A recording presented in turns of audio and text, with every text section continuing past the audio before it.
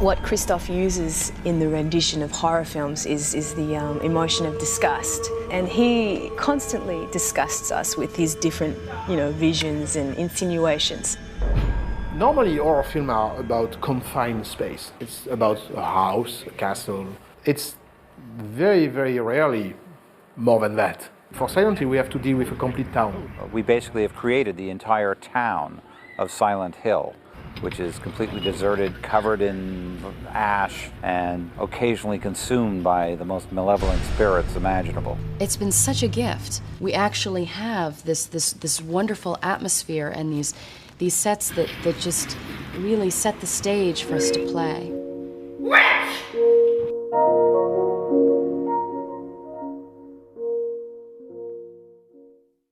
But I think it's great that it's slightly like that.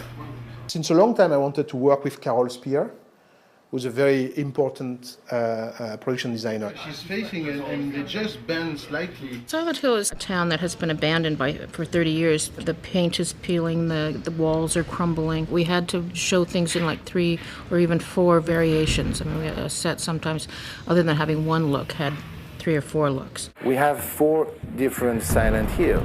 So we have a Silent Hill as it exists now today. We have Silent Hill like it was 30 years ago. We have Silent Hill in the fog, and we have a Silent Hill when the darkness arrives and when all the nightmares and the creatures appear. Basically, there's a new set every 60 seconds. So it's a visual feast. There's constantly something new to look at. We were dealing with 106 different sets and locations in the film. It's huge. I mean, for a horror film, I think it's maybe the first time it happened. It was a real challenge to try and put all the sets together and just to create the texture. I have a passion for movies with texture, and texture just, comes with the aging of sets. So I like sets that can have some age and also some history to them. Quiet, action. We found Silent Hill in Brantford. It was probably one of the best finds that we had found in terms of finding a location. She told us, I know a town not far away from Toronto. You will have the type of industrial look that you were looking for to build around that the universe of Silent Hill. Some of the businesses had closed out. They were going through some renovations, so a lot of sections of the whole street had closed down because they were going to renovate it. We were able to go in and redress and basically to make it look like the town had been abandoned for 30 years. Then you have the sets in the foggy world where there's a certain benign malevolence to them. Everything's gray, there's not much color. The color is more desaturated. Everything is falling apart and dilapidated.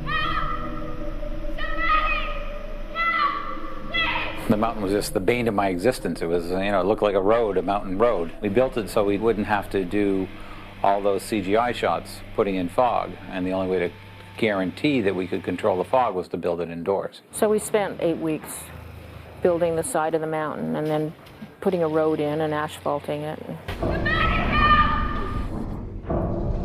Then the darkness, everything is rusted, everything's decaying even further. It's just a world of rust and blood. And as we get further and further into the story, it goes from a very slight bit of rusting as she goes into the first set of darkness up to the hospital at the end where the walls are almost covered in blood. It's quite horrific, it's almost like a mental hospital that's covered in blood and gore, and it's just very spooky and very disturbing. Maybe get some of those fake blood. I like very much the set where we have the darknesses playing around because it's a hospital, but everything is decay, everything doesn't exist except in most of your nightmare vision. The hospital was 2 sections. We had a location that we used for the upper floors of the hospital. It was actually a school that we changed into a hospital.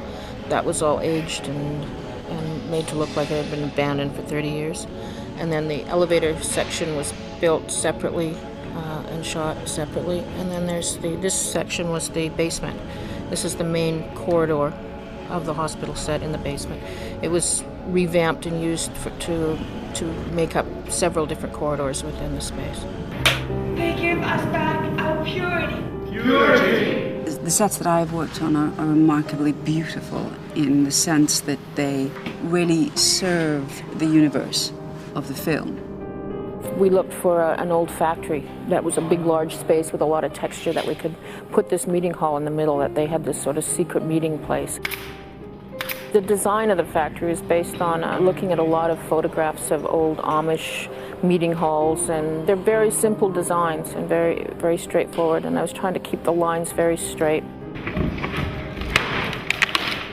After they finished shooting the meeting hall scenes, we came back in, ripped it apart, tore the hole through the floor, and spent a long time burning wood out in the back of the studio and brought it in and basically created an aftermath of the fire. It was one of the dirtiest sets we worked on. People would come out of there at the end of the day in their white coveralls, totally black.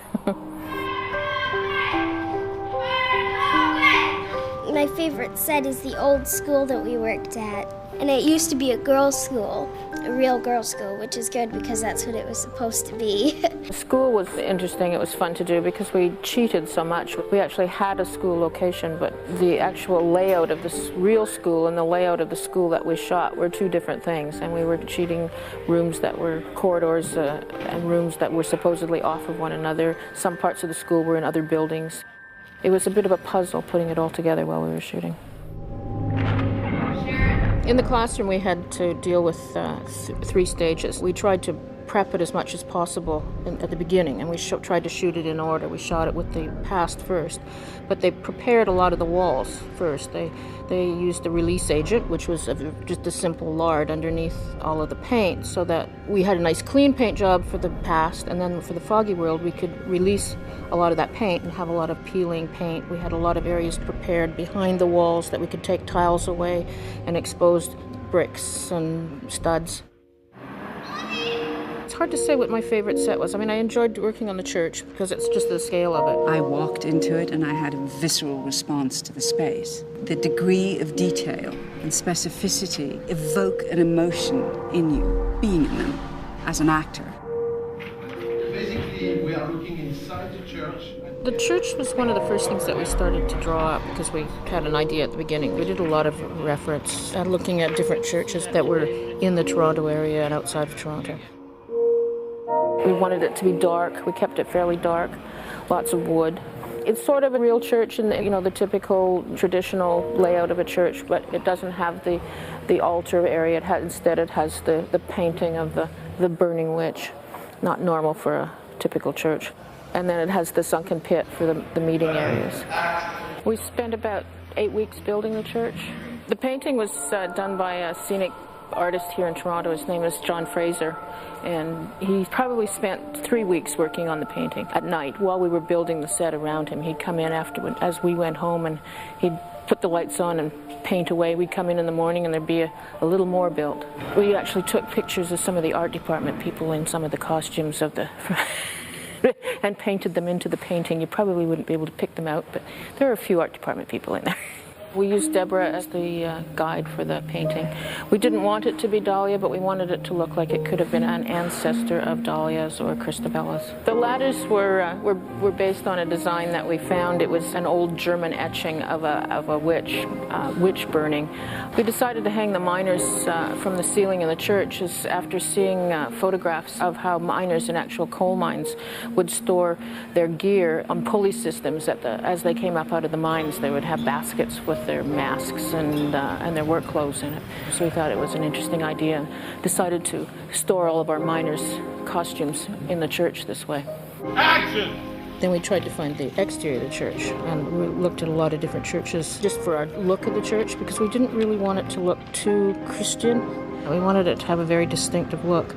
Consequently, we ended up settling on not a real church, but the actual facade of a Masonic temple.